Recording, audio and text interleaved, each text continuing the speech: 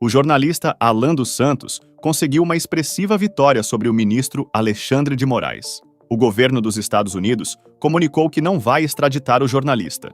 Alan é acusado do cometimento dos crimes de calúnia e difamação pela justiça brasileira. Nos Estados Unidos, esses delitos são considerados crimes de opinião e não servem de base para um pedido de extradição por serem protegidos pelo direito à liberdade de expressão. Após o comunicado oficial enviado ao governo brasileiro, uma reunião com autoridades norte-americanas no segundo semestre do ano passado foi marcada por momentos de muita tensão.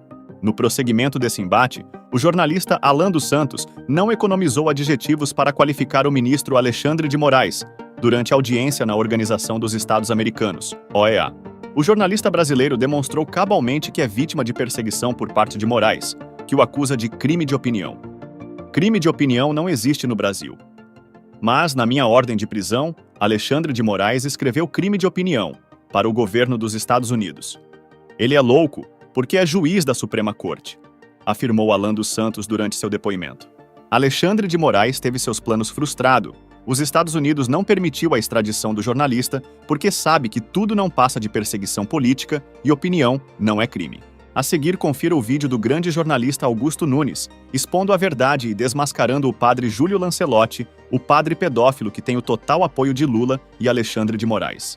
Primeiro aqui que foi a questão do vídeo, que inclusive o Piotto mencionou aí. Então tá lá. Vídeo em que padre Júlio Lancelotti se masturba para menor de idade é verdadeiro, confirma a perícia. Esse é um vídeo que circulava nas redes sociais desde 2019, voltou à tona agora pelo vereador Rubinho Nunes, e nós então trouxemos essa informação com exclusividade. Na sequência, nós publicamos uma outra reportagem dizendo que nós ouvimos um ex-coroinha que disse ter sido assediado sexualmente por Júlio Lancelotti. Trouxemos esse relato no site da Revista Oeste. Na sequência, trouxemos mais um relato de um ex-usuário de drogas que disse ter sido abusado sexualmente aí pelo padre Júlio Lancelotti. Então, todos esses registros estão no nosso site para quem tiver interesse em acompanhar essa história aí mais de perto. E agora a gente está acompanhando o desdobramento dessa possível CPI que pode ser instalada aqui na Câmara de Vereadores de São Paulo. Desculpa me alongar um pouco aqui, Augusto, mas só para fazendo aqui esse histórico para quem está nos acompanhando. Boa noite. Boa noite, Paula. Você fez muito bem, porque está no site da Oeste e só no site da Oeste. Agora é o seguinte, vamos simplificar as coisas. O vídeo é verdadeiro, tá?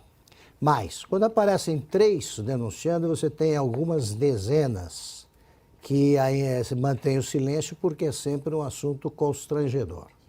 Sobretudo quando a arquidiocese se omite. Tentou se omitir, depois resolveu ouvir o coroinha, mas, historicamente, há filmes que mostram isso, livros e tal. A hierarquia, toda a hierarquia, do começo ao fim, da Igreja Católica não sabe lidar com esse tipo de problema. Bom, seria um problema só da arquidiocese se o Júlio Lancelotti não fosse um ator político. Ele age politicamente e influencia a vida aí da cidade. Por exemplo, ele subverte a ocupação do espaço público, que é de todos nós. Ele pega áreas inteiras da cidade de São Paulo, sobretudo, e entrega nas mãos das pessoas que ele finge proteger. Eu repito, o vídeo é verdadeiro, aconteceu. É um problema sério. Eu temo que a CPI não seja o instrumento mais adequado para isso. É um caso de polícia.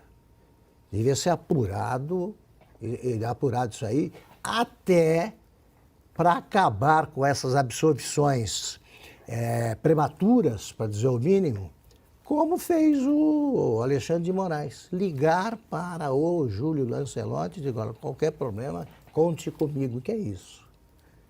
O ministro Moraes já condena sem examinar nada, sem motivos. E também absolve liminarmente, sem saber o que se passa. É claro que se trata de um pedófilo. Ponto. É chocante o que eu estou dizendo? É. O problema é dele. O Júlio Lancelotti fica bancando o santo e ocupa interiores aí, da parte interior dos túneis. A Cracolândia só se movimenta com a orientação do PCC, todo mundo sabe. E ele, portanto, está ajudando o PCC, quando ele interfere nisso.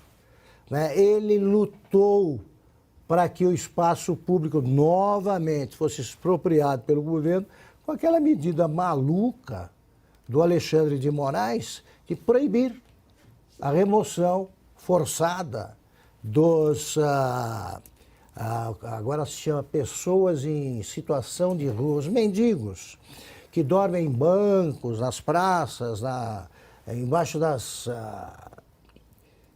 ruas, onde você tem das marquises.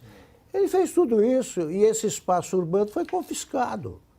Então, dos habitantes da cidade, dos moradores, etc.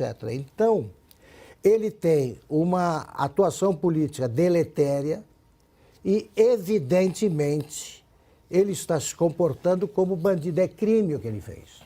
É crime. Crime. Está lá no Código Penal. Cuida disso. Eu não sei, repito, se é o instrumento ideal ou o mais eficaz, mas que ele tem de ser investigado como qualquer bandido ou suspeito de bandidagens com base em provas robustas tem de ser investigado. Cadê o Ministério Público, né? Cadê o Ministério Público? Augusto Nunes, para esse Aliás, caso. Essa, Paula, muito bem lembrado.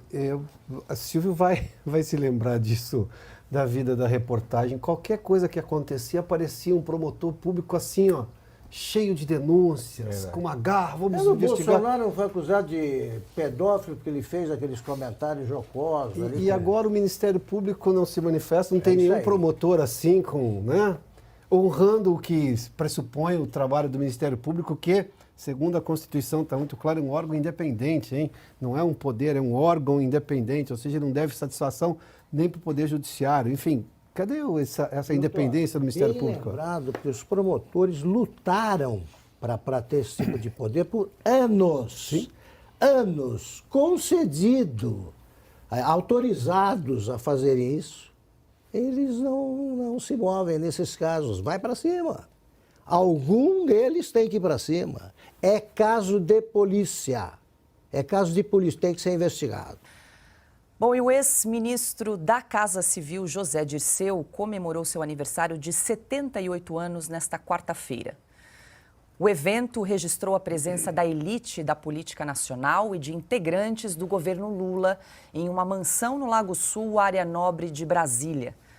Antes de cortar o bolo, José Dirceu fez um rápido discurso. Ele deixou claro que o PT encara o terceiro mandato de Lula como uma retomada do projeto político do partido de governar o país pelos próximos anos. Vocês sabem que eu tenho muitas paixões, né? 2 delas estão aqui hoje, mas a minha verdadeira paixão é o Brasil. E esses últimos 60 anos eu dediquei ao Brasil, que no fundo acabou sendo simbolizado essa luta pelo nosso presidente Lula, que está no seu terceiro mandato. Não há nada mais importante do que o terceiro governo do Lula ser sucedido pelo 4º governo do Lula. E depois por um outro governo. Simone Pereira, esqueci um. O petista, que já foi condenado pela Justiça por lavagem de dinheiro e corrupção passiva no âmbito das investigações do Mensalão e também da Operação Lava Jato, aproveitou o momento para atacar os ex-presidentes Michel Temer e Jair Bolsonaro. O Nacional de Desenvolvimento é algo que foi interrompido pelos 6 anos de Temer e Bolsonaro e precisa ser recomeçado. Para recomeçar isso, nós precisamos criar as condições do país. Então, o desafio nosso, que me faz, de certa forma, certo, ter esperança e otimismo, é que nós já fomos capazes de superar isso em outros momentos históricos do Brasil. Silvio Navarro, muito boa noite. Acompanhamos aí um trecho do discurso de José Dirceu nesse aniversário, celebração de 78 anos. Ele que estava aos lados dos filhos, aí Zeca Dirceu e também da filha Maria Antônia. E aí, Silvio, como é que você interpreta aí essas falas de José Dirceu, ele que tem planos, parece, aí, de disputar eleições para 2026, para deputado federal, para a presidência do partido. O fato é que ele está voltando ao cenário político nacional, Silvio. Boa noite. Paulo, antes de mais nada, boa noite para você, Augusto, meu irmão, Piotr, meu amigo Rodrigo Constantino, boa noite para quem nos acompanha. Pois bem, pouco antes do nosso programa começar, eu brincava aqui com Augusto, dizendo que, fazendo ali uma comparação, né, tem um filme chamado Adeus Lenin, né, Goodbye Lenin, 2013, filme alemão, muito interessante, né, uma militante comunista, ela entra em coma, o cenário é da Guerra Fria, às vésperas da queda do Muro de Berlim, e quando ela desperta meses depois do coma, o mundo tinha virado do avesso. Mas, como ela tinha infartado, não podia ser submetida a nenhum tipo de susto, o filho tenta recriar o mundo anterior à queda do Muro de Berlim. Recomendou que ela não podia sofrer